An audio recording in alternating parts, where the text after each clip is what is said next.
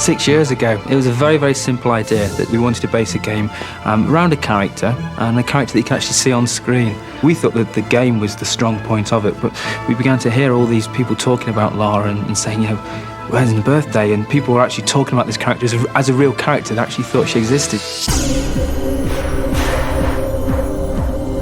She's a great character, and she's a great role model, and she's got an energy and a charisma for life. We really wanted people to identify with the character, and we had a real sort of dilemma because we knew that this character was going to have weapons, and you get into your mind a sort of a muscle-bound, sort of, clumbering, and it wasn't what we wanted. We wanted something that was a character that was very agile and people could relate to, and it became a woman.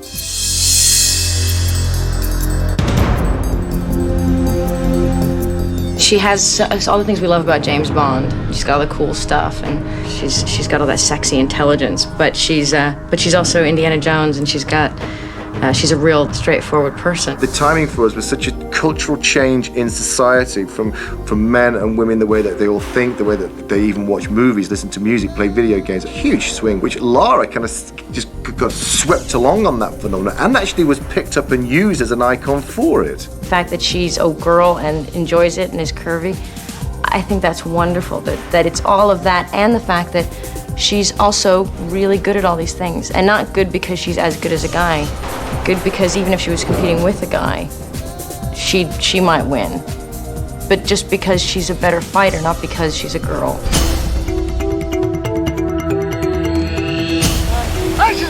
Hold it right there, I'll shoot you in the back! You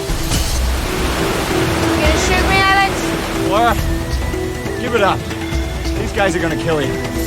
The one thing about Tomb Raider, it's big all around. Lara Croft is big everywhere, and I think that's what's so appealing as a project, a challenge, that you've got to satisfy a lot of people in a lot of places. I was just as much a snob about film made about video games as anybody. I'd never seen one that had worked. But as they asked me for probably the third and final time, I sat down and thought about it seriously, and I thought, you know what, this actually is a really cool character. This is a female action hero, and we haven't seen one of those for a while.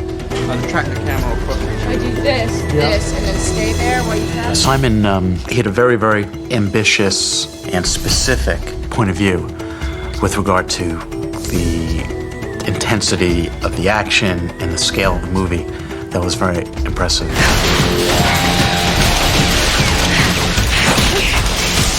You needed someone who didn't blanch and quake in having to face a big action sequence, as well as some very emotional dialogue sequences. You said you were a lawyer? Yes. And the study of clocks is a hobby? This is an obsession. It's very complicated, and Simon gets it on all levels. The world that she operates in is sort of the best of everything. You can have action, adventure, but because she goes into these weird underground tombs, you can have surreal sequences as well. So there was no limit to what I could invent. And so that's when I said, I want to do Tomb Raider. Roll video. Mr. Powell! Hold your fire! Well, we can do it my way, or we can all come back in time for the next alignment, and you are welcome to try and kill me then. Lady Croft, tell me, is there a good Do it again. Stand by, please. I really only ever had one choice for Lara. I couldn't think of anyone else apart from Angelina Jolie. She peeks around, comes back, this goes off, bang, bang, bang, bang. She had everything. I mean, to me, she was invented for the part. Sometimes I can read a script, and a lot of times it doesn't turn out to be half as good as we hoped it would be. And this one is 10 times better than I imagined. Like that, into the background.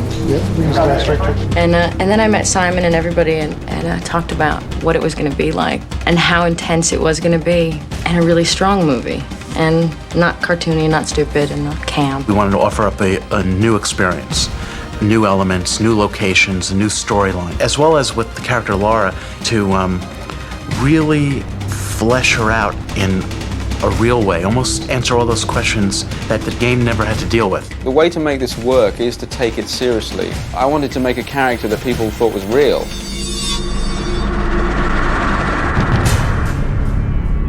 She sweats, she bleeds, and she gets emotional. She's not a cartoon character who has the perfect end to every scene. Do you know what day it is, Hilary? The 15th. And that is never a good day. The way he talked about it and the way I could talk to him about acting and work and characters and just the things that he imagined, I knew he was going to make a great film. He has an enormously large vision of this movie.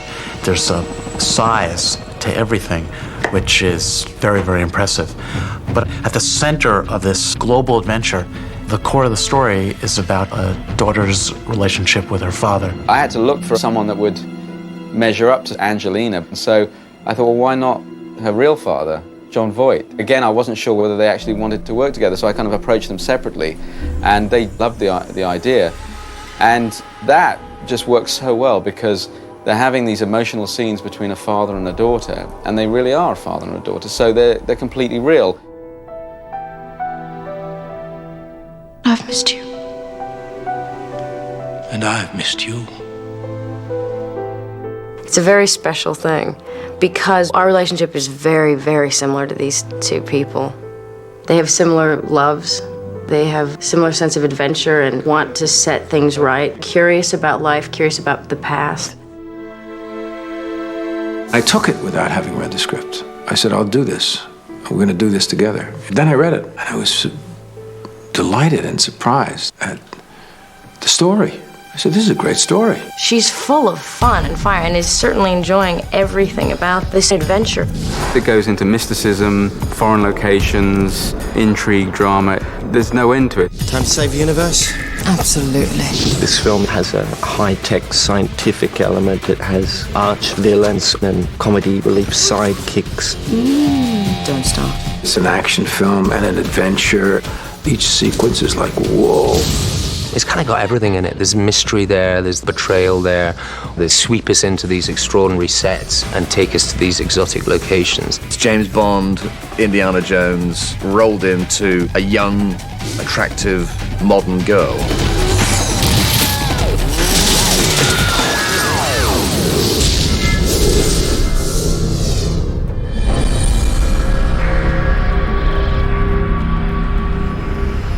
I couldn't figure out how I was going to act this character.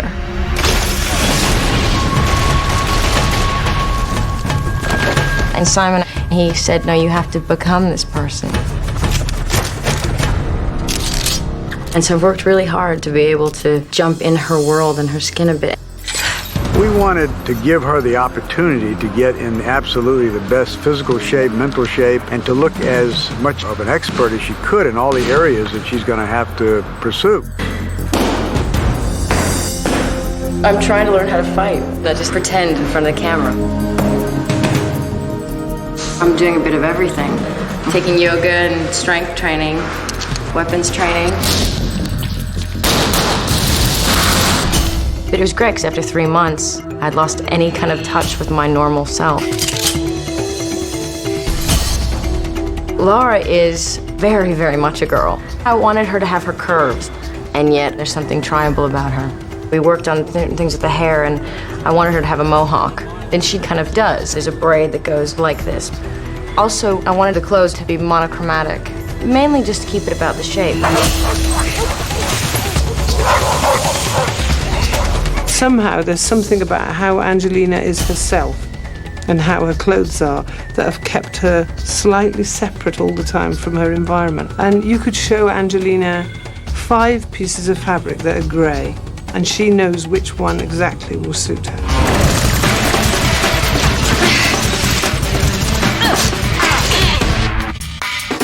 Lots of pajamas, about 60 pairs. So I'm just going to come tighter on this camera, okay? It looks great. Then the whole debate started about what colour they are, what kind of pajamas, you know, what are they made of. Simon kept saying, I want them to flutter, they have to flutter. There was something very technical about the clothes with her. It took us weeks to figure out the belt harness and how the gun harness and the straps around my legs would stay on and stay up. It was kind of really complicated. Angelina had really, really strong ideas about what she didn't want to be like. She didn't want to look like a biker girl, you know, with torn off clothes and really worn out stuff. So the clothes, we wanted everything to be flattering and fitting like she wears. And the shorts, it took me until I think 2 weeks before filming to agree to get into a pair of shorts. Just to get me to walk around in these clothes, I felt like I was naked for the first few days. Lara Croft, she's so sexy. She knows exactly what she wants, and she knows she's capable of doing lots of things and having fun with it. Do you want me to shout 1, 2, and then you go under, or can you just take it yourself? Right, so I'll take that moment, I'll readjust. Okay. We talked about it in the beginning of this film, that the big thing for me would be to learn what I could from this person and kind of become her as much as possible. And so I wanted to be able to do as much as I could. Go ahead, throw it at me. I can do this.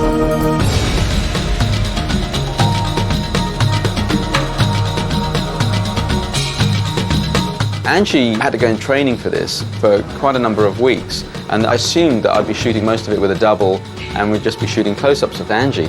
And then I went to see how she was getting on, and she could do it all. And I thought, this is fantastic.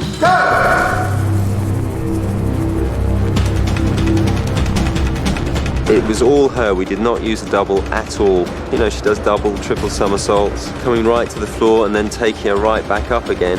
And that is something for a leading lady.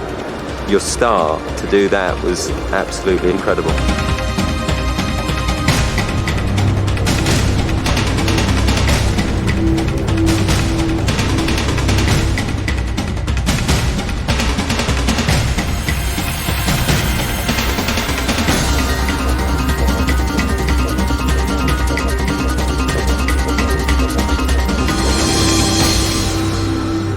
Well, they got what they came for.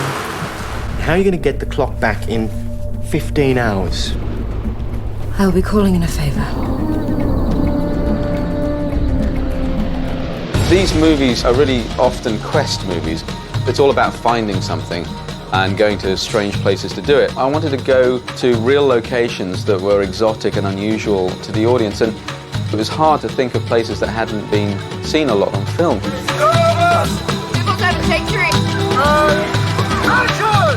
Cambodia is one of the most beautiful places in the world. Angkor Wat is the largest spiritual building in the world. And it was stunning. It's amazing. It's so beautiful.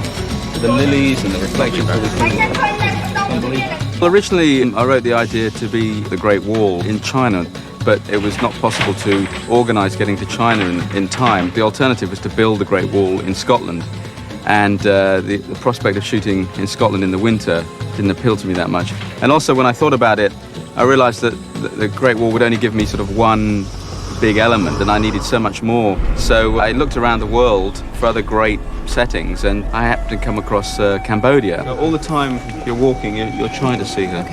You walk amongst those temples, and the scale is so enormous, and the detail is so rich that it's beyond comprehension. You can only just marvel. No films have been shot there since the early 60s, so there's a whole generation out there that have never seen a film set in that environment.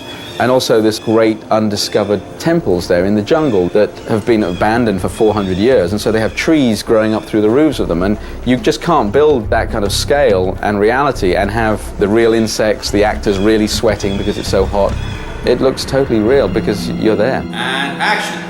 You must get the clock back, Lara, and destroy it. Things happened that you couldn't really plan. 256, okay, take one! And we had 100 Buddhist monks in orange robes suddenly walk past you, and so you turn all the cameras around and say, we have to have that in the film, because how often do you get 100 Buddhist monks walking past this temple?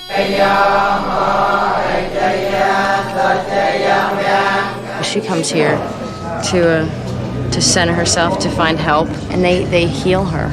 I think the lesson learned here is to listen to people, to be open to things, to look around you. She's led by the magic of the place. The Cambodian sequence is a very mystical part of the film.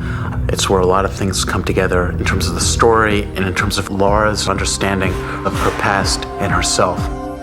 It's kind of, in a way, is the spiritual heart to the film, and I think it touched us all in quite a profound way. It's actually magic here. I just stepped out of the middle of chanting, and I don't think I've ever been so calm in my entire life. I think that's my favourite costume, and it's almost the only bit of colour in the whole film. And it is, in fact, oddly, a colour that she loves. And they give her some pieces of fabric which are in the monastery. And it's inappropriate for a woman to wear the orange, which the monks wear. So we had to kind of try and make her look like she'd been given something by them, but without wearing the colour that they wear. Simon put her so that the sun shone from behind her, and I just thought she looked luminous. And we cut. And boy, chop! It did take a huge amount of organisation. We had to send people over here, months in advance to arrange everything. We've recruited pretty much all the staff you see here because as the locations team, we've been here the longest. They were all very good. Timing was perfect. Well done. Everybody has been well impressed by the locals. Same with the extras. They've been phenomenal, They've never done this before. This is the first time. Come on, guys! They've never had to pull down the East Gate at Angkor Thom. It's not a normal thing. It's not a day job for these guys. They're rice farmers.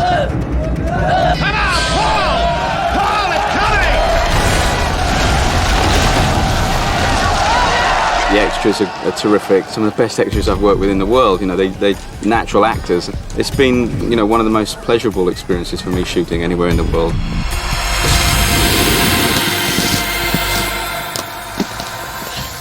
Through this film and just being in this environment, I've learned a lot about the world. It seems so small, and this girl packs up, and her life is about exploring the world, understanding what it's about, and so I got to do that, and it changed my life.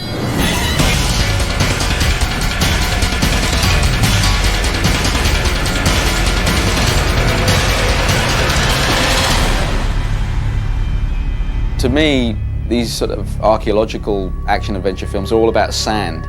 And so I made this edict that there would be no sand in this film whatsoever. So I thought, well, where isn't like that? Well, snow isn't like that. So I wanted somewhere to represent Siberia. So we ended up going to Iceland. It gives me a lot of variation on locations. There's lakes with icebergs, different sorts of mountains, rolling hills, so I can get a lot of different environments. You all right, Andrew? You're getting cold? This movie, it deals with a lot of the elements. So we've got the ice and sledding and, rocks of ice. Iceland, an extraordinary and awe-inspiring place to go to. Endless miles of whiteness. There was, in fact, solid ice, not even snow. So an unbelievable place to go and a great opportunity to see that. There was an idea that we'd sort of charge across the glacier on sort of four-wheel drive Land Rovers. And then suddenly Simon got to Iceland and they had these ducks, these amphibious vehicles. And he just went, we want those. So in the end, we sort of went travelling along on these amphibious craft.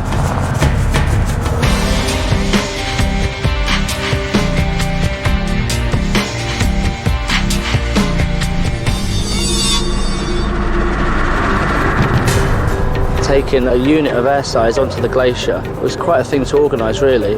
And the trek up to the glacier was a very narrow road, quite steep and some sharp turns, so it amazed a lot of people that we actually got them up there. It's such an alien environment. We were working on top of this massive glacier the size of Wales. Go up the hill 10 feet and then walk down.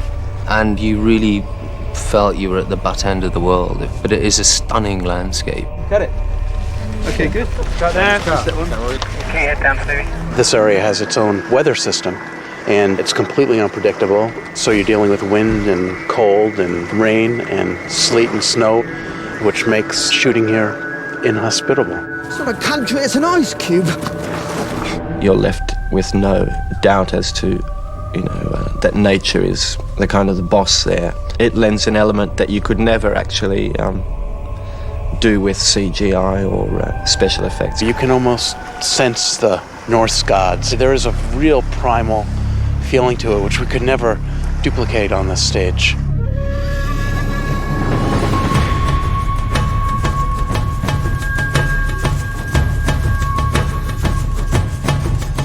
Iceland was freezing, and dog sledding in Iceland was just wild.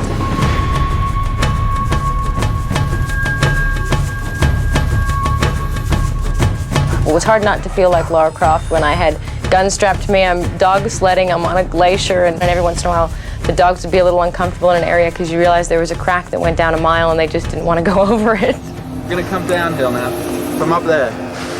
It's extremely dangerous because there's huge crevasses everywhere. They say if you fall down one, you're never going to come out because they're V-shaped and some of them are very deep. Guys, stop! Stop! We have to take a lot of precautions. We have safety guys that lead us through the path, so we can't just run around like we normally do. But it looks very dramatic, and that's why you come here. We come here to get the real thing. Here we go! Jump over!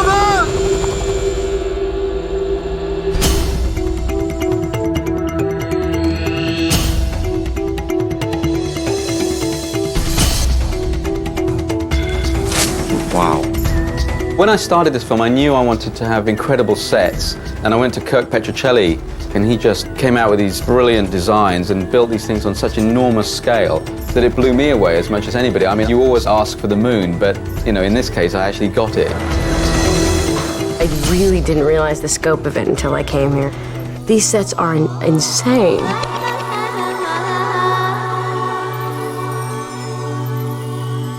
One of the themes of the game is the collision between very modern and very ancient worlds.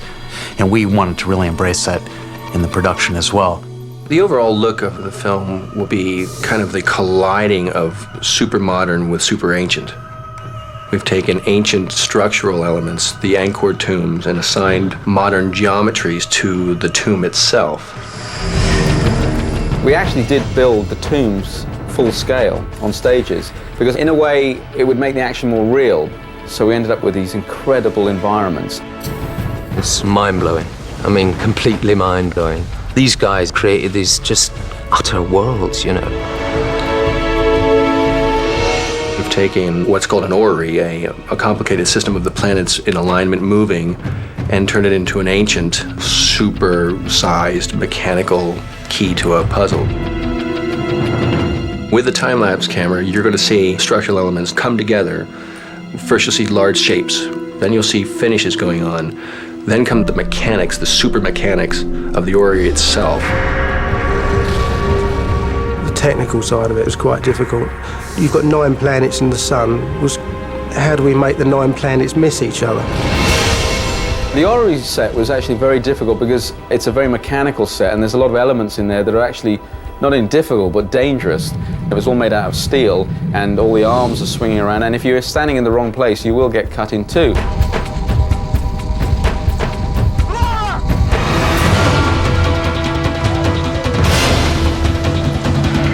It's very dangerous. You're quite high up and revolving around, and there's nothing beneath you.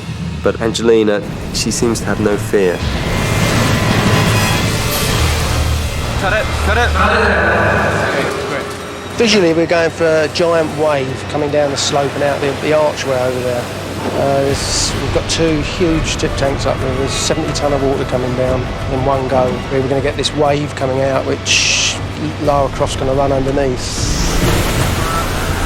Oh, yes. Do we have enough cameras? I think at one point I had 14 cameras on the big set piece, just because these events are unrepeatable. It only happens once. But that's what's fun about these movies. It's almost like being in the action film yourself. Here we go. Roll video. Bye-bye. 320 Charlie, take 1A camera.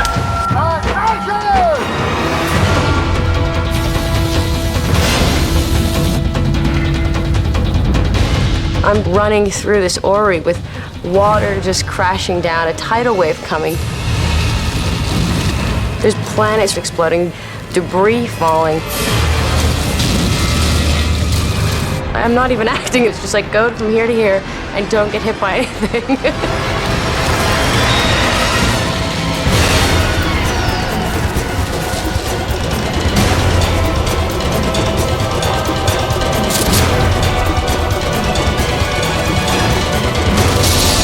You go all over the world, you go into these fantastic sets, you have these great action sequences, but at the center of it, you love this person. I mean, you just want to be with Lara Croft the whole time.